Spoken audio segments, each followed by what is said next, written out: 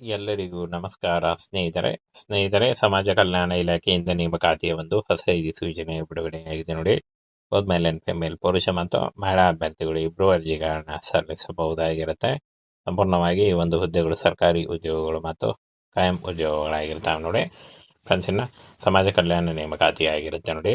ಇನ್ನು ಪೋಸ್ಟ್ ಹೆಸರು, ಖಾಲಿ ಹುದ್ದೆಗಳ ಸಂಖ್ಯೆ, ಅರ್ಹತೆ ಮತ್ತು ಸಂಬಳ ನೋಡಿ. ಸಮಾಜ ಸೇವಕ 50 ಹುದ್ದೆಗಳಿದ್ದಾವೆ.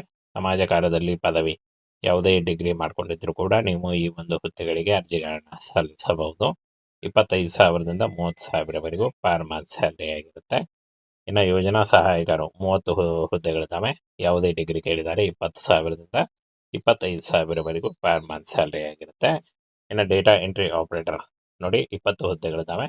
12ನೇ ತರಗತಿ ಪಾಸ್ ಮತ್ತು ಟೈಪಿಂಗ್ ಬರಬೇಕಾಗುತ್ತೆ. 15,000ದಿಂದ 18,000 ಇರುತ್ತೆ, ಜಾಸ್ತಿ ಕೂಡ ಆಗ್ತಾ ಹೋಗುತ್ತೆ. ಹಾಗೆ ಇನ್ನು ಕಚೇರಿ ಸಹಾಯಕರು ನೋಡಿ, ಕಚೇರಿ ಸಹಾಯಕರು 10 ಹುದ್ದೆಗಳಿದ್ದಾವೆ. ಯಾವುದೇ ಡಿಗ್ರಿ ಅಥವಾ ನೀವು 10th ಪಾಸ್ ಆಗಿದ್ದರೂ ಕೂಡ ಈ ಒಂದು ಕಚೇರಿ ಸಹಾಯಕ ಹುದ್ದೆಗಳಿಗೆ ಅರ್ಜಿಗಳನ್ನ ಸಲ್ಲಿಸಬಹುದು. 18ರಿಂದ 22 ವರ್ಷದ ಒಳಗಿನ, ಅಂದರೆ 18ರಿಂದ 22,000ವರೆಗೂ ಪರ್ ಮಂತ್ ಸ್ಯಾಲರಿ ಆಗಿರುತ್ತೆ. ಇನ್ನು ಆಯ್ಕೆ ಪ್ರಕ್ರಿಯೆಯನ್ನು ನೋಡೋದಾದರೆ ಪರೀಕ್ಷೆ ಇರುತ್ತೆ. ಫ್ರೆಂಡ್ಸ್, ಲಿಖಿತ ಪರೀಕ್ಷೆ ಇರುತ್ತೆ ನೋಡಿ. 100 ಪ್ರಶ್ನೆಗಳು 2 ಗಂಟೆಗೆ ಇರುತ್ತೆ. ಪ್ರತಿ ಪ್ರಶ್ನೆಗೆ 1 ಅಂಕ ಹಾಗೂ ಪ್ರತಿ ತಪ್ಪು ಉತ್ತರಕ್ಕೆ 0.25 ಋಣಾತ್ಮಕ ಅಂಕ, ಮೈನಸ್ ಅಂಕ ಕೂಡ ಇರುತ್ತೆ ನೋಡಿ. ಏನು ಸಿಲೆಬಸ್ಸನ್ನು ನೋಡೋದಾದರೆ ಸಾಮಾನ್ಯ ಜ್ಞಾನ 25 ಪ್ರಶ್ನೆಗಳು, 25 ಗುರುತುಗಳು, 30 ನಿಮಿಷ ಇರುತ್ತೆ ನೋಡಿ. ಹಾಗೆ ಇನ್ನು ತಾರ್ಕಿಕತೆ ಮತ್ತು ಮಾನಸಿಕ ಸಾಮರ್ಥ್ಯ 25 ಪ್ರಶ್ನೆಗಳು, 25 ಗುರುತುಗಳು, 30 ನಿಮಿಷ ಇರುತ್ತೆ. ಹಾಗೆ ಪರಿಣಾತ್ಮಕ ಯೋಜನೆ, ಇದಕ್ಕೂ ಕೂಡ 20 ಹಾಗೂ 25 ನಿಮಿಷ ಇರುತ್ತೆ. ಹಿಂದಿ ಭಾಷೆ ಮತ್ತು ಆಂಗ್ಲ ಭಾಷೆ ಕೂಡ ಇರುತ್ತೆ ನೋಡಿ. ಹಾಗೆ ಇನ್ನು ಶೈಕ್ಷಣಿಕ ಅರ್ಹತೆಯನ್ನು ನೋಡೋದಾದರೆ SLC, PUC ಹಾಗೂ ಪದವಿ, ಯಾವುದೇ ಡಿಗ್ರಿಯನ್ನು ಮಾಡ್ಕೊಂಡಿದ್ದರೂ ಕೂಡ ನೀವು ಅರ್ಜಿಗಳನ್ನು ಸಲ್ಲಿಸಬಹುದು. ವಯೋಮಿತಿ ನೋಡಿ, 18ರಿಂದ 30 ವರ್ಷದ ಒಳಗಿನವರಾಗಿರಬೇಕಾಗುತ್ತೆ.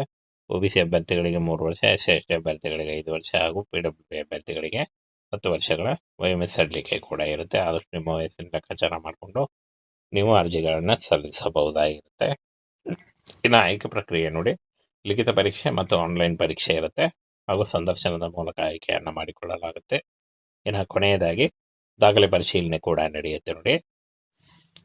ಇನ್ನು ಸಂಬಳವನ್ನು ನೋಡೋದಾದರೆ 30ರಿಂದ 60,000ವರೆಗೂ ಪರ್ ಮಂತ್ ಸ್ಯಾಲರಿ ಆಗಿರುತ್ತೆ. ಇದು ಸರ್ಕಾರಿ ಉದ್ಯೋಗಗಳು ಮತ್ತು ಕಾಯಂ ಉದ್ಯೋಗಗಳಾಗಿರ್ತವೆ. ಹಾಗೇನ ಫ್ರೆಂಡ್ಸ್, ಈ ಒಂದು ಹುದ್ದೆಗಳಿಗೆ ಅರ್ಜಿ ಸಲ್ಲಿಸಲಿಕ್ಕೆ ನಿಮಗೆ 30 ಜುಲೈವರೆಗೂ ಟೈಮ್ ಇರುತ್ತೆ ನೋಡಿ. 30 ಜುಲೈ ಒಳಗಾಗಿ ನೀವು ಈ ಒಂದು ಹುದ್ದೆಗಳಿಗೆ ಅರ್ಜಿಗಳನ್ನ ಸಲ್ಲಿಸಬಹುದಾಗಿರುತ್ತೆ. ಆನ್ಲೈನ್ ಅರ್ಜಿಗಳನ್ನ ಸಲ್ಲಿಸಬೇಕಾಗುತ್ತೆ. ಆನ್ಲೈನ್ ಅರ್ಜಿ ಸಲ್ಲಿಸುವಾಗ cost certificate, photo, educational documents, ನಿಮ್ಮ ಏನು ಆಧಾರ್ ಕಾರ್ಡು ಮತ್ತು ಫೋಟೋ ಎಷ್ಟನ್ನು ತೆಗೆದುಕೊಂಡು ನೀವು ಅರ್ಜಿಗಳನ್ನ ಸಲ್ಲಿಸಬಹುದು. ಇದರ ಡೈರೆಕ್ಟ್ ಲಿಂಕನ್ನು ವಿಡಿಯೋ ಡಿಸ್ಕ್ರಿಪ್ಷನ್ ಬಾಕ್ಸಲ್ಲಿ ಕೊಟ್ಟಿರ್ತೀನಿ ನೋಡಿ. ಅಲ್ಲಿ ಹೋಗಿ ನೀವು ಡೈರೆಕ್ಟಾಗಿ ಆನ್ಲೈನ್ ಅರ್ಜಿಗಳನ್ನ ಸಲ್ಲಿಸಬಹುದಾಗಿರುತ್ತೆ. ಸ್ನೇಹಿತರೆ, ಸಮಾಜ ಕಲ್ಯಾಣ ಇಲಾಖೆಯಿಂದ ನೇಮಕಾತಿಯ ಒಂದು ಹೊಸ ಸೂಚನೆ ಬಿಡುಗಡೆಯಾಗಿದೆ ನೋಡಿ.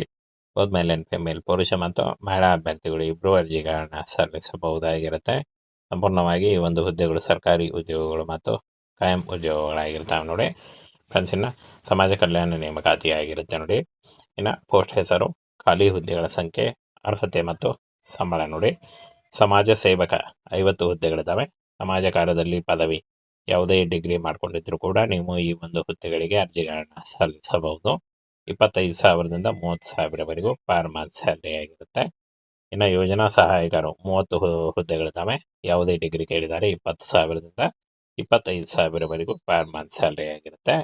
ಇನ್ನು ಡೇಟಾ ಎಂಟ್ರಿ ಆಪರೇಟರ್ ನೋಡಿ, 20 ಹುದ್ದೆಗಳಿದ್ದಾವೆ.